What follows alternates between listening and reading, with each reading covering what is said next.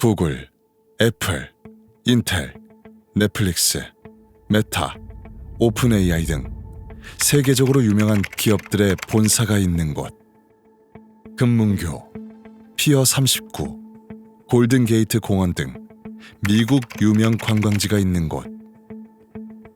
샌프란시스코.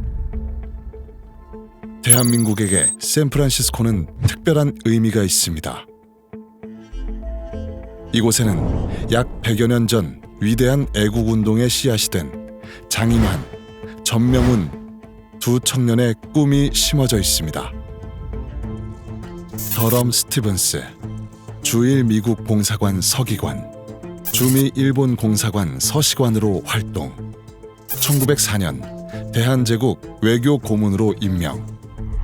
1905년 일본 제국주의가 강제로 한국을 식민지화하기 위해 체결한 을사늑약. 스티븐스는 을사늑약을 성공시키는데 미국인 외교 전문가로서 크게 기여. 이후 일제가 한국을 식민지화하는 것에 대해 국제적으로 긍정적인 여론을 조성하는 활동을 하고 미국인들에게 일제의 한국 침략에 대한 왜곡된 인식을 심어나갔습니다.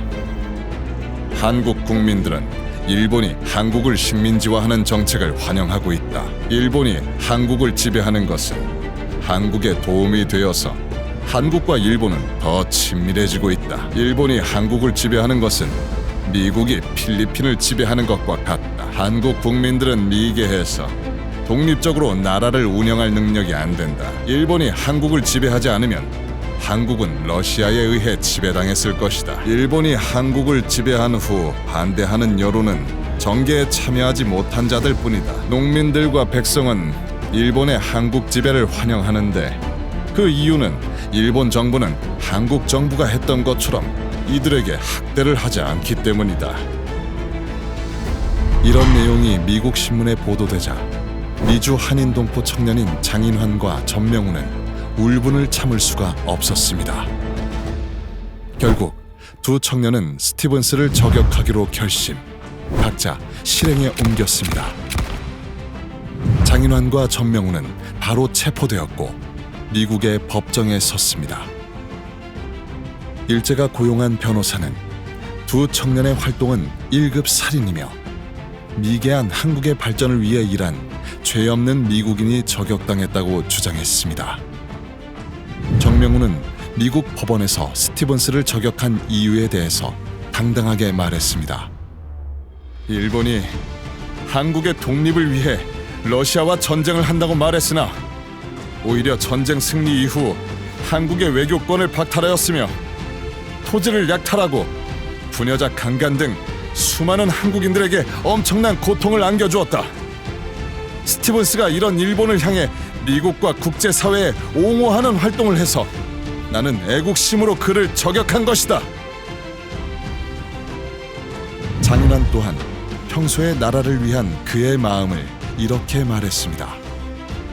저는 특별한 배움이 없어 나라를 위해 활동할 방법은 없으나 언제든지 우리나라가 일본에 대하여 독립전쟁을 개시하는 날에는 반드시 칼을 차고 총을 메어 싸울 것입니다. 미주 한인 동포들은 조국을 위한 활동을 하다 고초를 겪고 있는 두 청년의 변호사 비용을 마련하기 위해 모금 운동을 전개했습니다. 이러한 활동은 미국뿐만 아니라 전 세계 곳곳 한인 동포들에게 알려져 약 8,000달러의 기금이 모아졌습니다. 또한 두 청년이 살인자가 아니라 일본 제국주의를 막기 위한 독립운동가라는 사실을 널리 알렸습니다. 이러한 노력 끝에 청년 전명훈은 증거 불충분으로 무죄 판결. 청년 장인환은 환상에 의한 2급 살인죄로 25년의 형기를 받았으나 10년 복역 후 가석방 출소. 청년 전명훈, 장인환 청년의 애국 활동과 이들을 돕기 위한 한인 동포들의 노력. 이는 한국 독립운동 역사상 해외에서 최초의 의열투쟁을 알리는 신호탄이 되었습니다. 이들의 활동은 1년 후 안중근 의사의 이토 히로부미 저격 사건의 계기가 되었으며 윤봉길 의사, 이봉창 의사 등의 영웅적인 독립의고로 이어졌습니다. 또한 전명훈과 장인환을 돕는 과정에서 미주 한인 동포들의 조직적인 네트워크가 구축되었고, 이는 중국 상해 임시정부에 앞서 사실상 최초의 대한민국 임시정부 기능을 담당했던 미주 독립운동 단체인 대한인국민회를 탄생시켰습니다.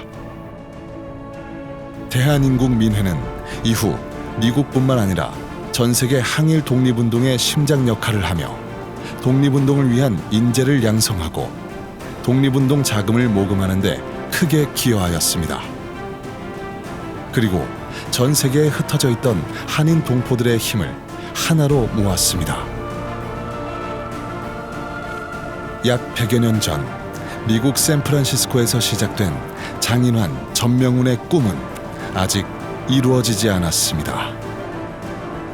오늘날에도 전 세계 곳곳에서 한국 역사에 대한 왜곡된 인식이 서술되고 있습니다. 일제강점기 35년 동안 일본 정부는 한국 경제를 일본의 것과 통합하고 한국어 사용을 금지했다. 하지만 이 기간에 한국은 크게 산업화했으며 교통과 전력이 발전했고 교육, 행정, 경제 체계도 근대화했다.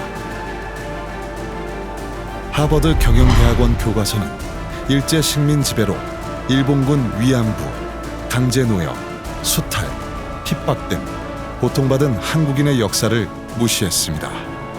2022년 하버드 경영대학원 교과서의 한국 역사 왜곡은 한국인들의 노력으로 시정이 되었지만 전 세계 교과서, 세계지도, 백과사전, 관광역사 출판물에서 한국 역사에 대한 왜곡된 내용이 기술되고 확산되고 있습니다. 전 세계 곳곳에 왜곡된 한국 역사를 바로잡고 대한민국의 자랑스러운 역사를 바로 알려나가는 것. 100년 전 청년 장인환, 전명훈의 꿈을 완성하는 것입니다. 전 세계에 대한민국을 알려나가는 우리가 바로 21세기 장인환, 전명훈입니다.